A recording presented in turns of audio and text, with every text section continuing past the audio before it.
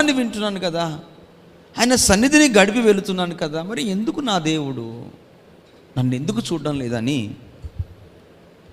చాలామందికి చాలా సందేహం ఉంటుంది. ఈరోజు పరిశుద్ధాత్మ దేవుడు నీతో మాట్లాడుతూ అంటున్నాడు,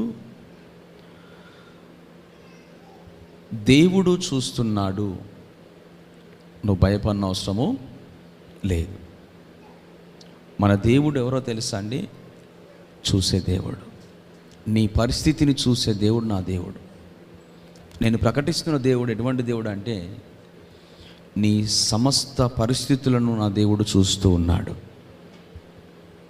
నువ్వు అనుకుంటున్నావు చూడడం లేదని, కానీ ఈరోజు నా ప్రభు నీతో మాట్లాడుతూ 7 వారాల ఉపవాస ప్రార్థనలు 2వ దినాన నీతో మాట్లాడుతూ అంటున్నాడు, నువ్వు ఇక భయపడనవసరం లేదు, నీ సమస్య నేను చూశాను అంటున్నాడు ఆయన.